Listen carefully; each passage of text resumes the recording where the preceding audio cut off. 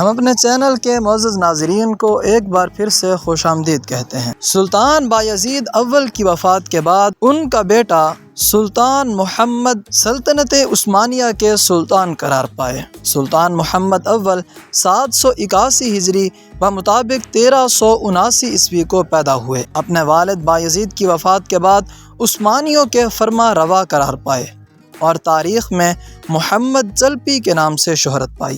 درمیانہ قد، گول چہرہ، ملے ہوئے ابرو، سفید رنگت، سرخ گال، کشادہ سینہ، گھٹا ہوا طاقتور جسم میں بلا کی پھرتی تھی۔ یہ تھے سلطان محمد اول۔ اللہ نے انہیں کمال شجاعت و بہادری سے نوازا تھا۔ کشتی بہت اچھی کرتے تھے۔ جسمانی طاقت کا یہ عالم تھا کہ کئی کمانوں کی تانتوں کو بیک وقت کھینچ لیتے تھے اور اپنے دور حکومت میں 24 جنگوں میں شریک ہوئے اور 40 زخم کھائے۔ حزم و احتیاط، فہم و فراست اور اپنی دور اندیشی کی بدولت خانہ جنگی پر بڑی مہارت سے قابو پا لیا اور اپنے تمام بھائیوں پر یکے بعد دیگرے غلبہ پایا، حتیٰ کہ سلطنت کا واحد حکمران قرار پایا۔ سلطان محمد نے اپنی 8 سالہ دور حکومت میں سلطنت کو نئی بنیادوں پر استوار کیا اور اس کے ستونوں کو مضبوط کرنے کی ہر ممکن کوشش کی۔ ان کی حکومت کا طویل دورانیہ اسی کام میں صرف ہو گیا اور بعض مورخین نے اسے دولت عثمانیہ کا مؤسس ثانی خیال کیا۔ سلطان محمد کو جو چیز دوسرے سلاطین سے ممتاز کرتی ہے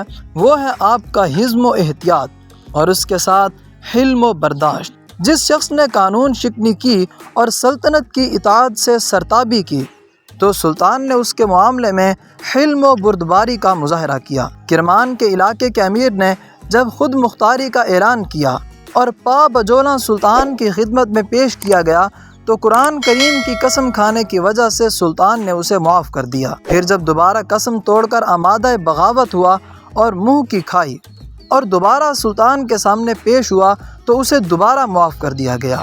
سلطان محمد کی پالیسی کا اہم ہدف سلطنت کی تعمیر نو اور داخلی طور پر اسے مضبوط کرنا تھا۔ اس لیے کلیت بولی کے مقابلے میں جب سلطان کو شکست ہوئی تو انہوں نے بحر اسود کے ساحل صالح بندقیہ کے بعد شہر قسطنطنیہ کے امیر کو واپس کر دیے اور اس کے ساتھ معاہدہ کیا اور تمام فتنوں کا قلع کما کر دیا۔ ایشیا اور یورپ کی بغاوتوں کو سر کیا اور ایشیا کی بعض عمارتوں کو اطاعت پر مجبور کیا جن کو تیمور لنگ نے بغاوت پر اکسایا تھا۔ یہ امارات دوبارہ عثمانی سلطنت کی اطاعت اور دوستی کا دم بھرنے لگیں۔